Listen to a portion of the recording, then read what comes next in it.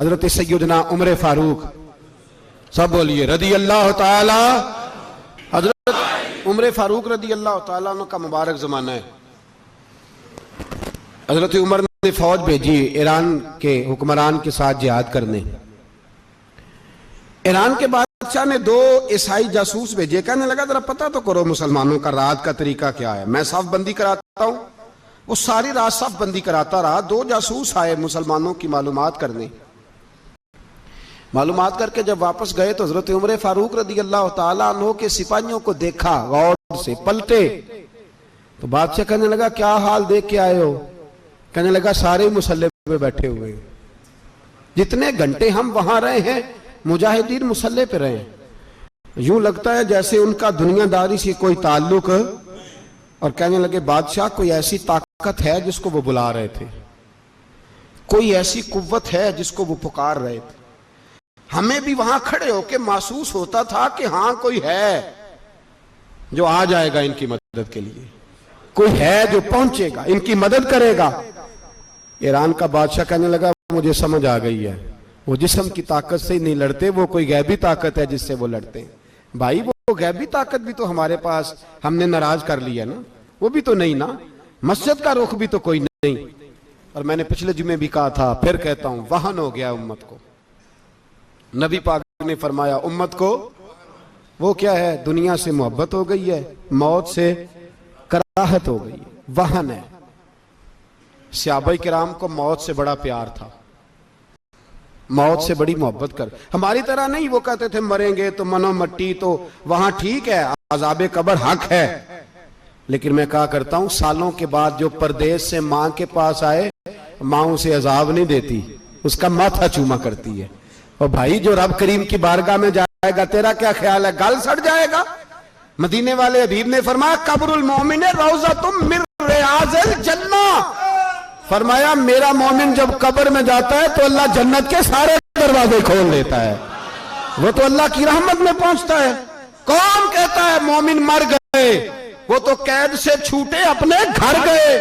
کون کہتا ہے قبر میں عذاب ہے تو صرف عذاب ہی ہے، ہاں مجرم کو سزا ملے گی، لیکن مومن ہمیشہ جہنم میں، وہ بالآخر جنت میں جائے گا، بالآخر جنت میں جائے گا۔ اور کسی درویش نے بات کی، وہ کر کے چلے گئے، بر کمال ہی کر گئے، کہنے لگے دوزخ میں میں تو کیا، میرا سایہ نہ جائے گا، کیونکہ رسول پاک سے دیکھا نہ جائے گا۔ نبی پاک سید عالم علیہ السلام کے غلام تو دیکھو نا، ساری زندگی عمر فاروق، بخاری پڑھو تو صحیح، ساری زندگی عمر ہر نماز کے بعد کہتے تھے اللہم ارزقنا شہادت فی سبیلک، اللہ بسترے پہ موت نہ دینا، موت مجھے شہادت کی دینا۔ حضرت سیدنا مولا علی شیر خدا کرم اللہ تعالیٰ وجہ الکریم ساری زندگی کہتے رہے اللہ علی نے میدان میں عمر گزاری ہے، اسے شہادت کی موت عطا فرما۔ او بھائی یہ تو شہادتیں مانگنے والے۔ حضرت امام حسین میدان کربلا میں کھڑے تھے، شمر کہنے لگا حسین تیری چاروں جانب موت ہے، تو آپ فرمانے لگے تجھے ابھی ہمارا پتہ ہی نہیں، موت سے تو ہمارا پیار چلتا ہے، اور فرمایا یہ شہادت تو ہمارا پیچھا کرتی ہے، پہنچ جاتی ہے جہاں ہم ہوتے ہیں، موت سے ڈر آ رہا ہے۔ مسلمان کا مرنے کو دل نہیں کرتا، ورنہ وہ اتنی بڑی کوٹھی میں کون رہے گا؟ مرنے کو دل اس لیے نہیں کرتا کہ وہ جو 6 کروڑ 10 کروڑ ڈالر لوٹ کے رکھے ہیں، مر گئے تو کھائے گا کون؟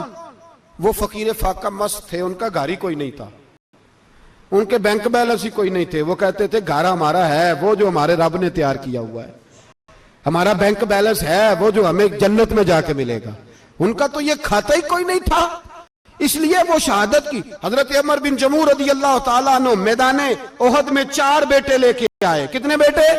بول کے بتائے، 4 بیٹے لے کے عمر بن جموع آئے، اور خود ایک ٹانگ سے لنگڑے سے آبی ہیں، ٹانگ چھوٹی ہے، حضور کے سامنے کھڑے ہوئے کہا محبوبہ میرے 4 ہی تھے، میں 4 لے آیا ہوں، قبول کر لے۔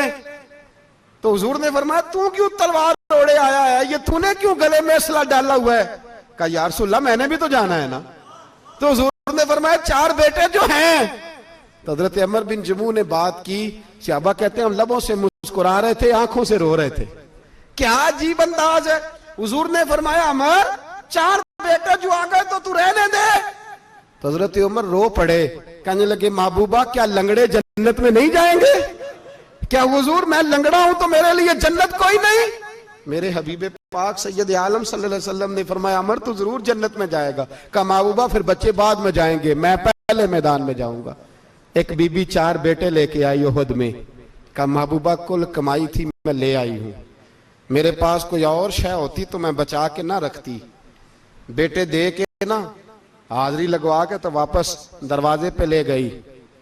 تو حضرت سیدنا عبداللہ ابن عمر فرماتے ہیں بی بی بول رہی تھی تو میرا جذبہ جہاد بڑھ رہا تھا.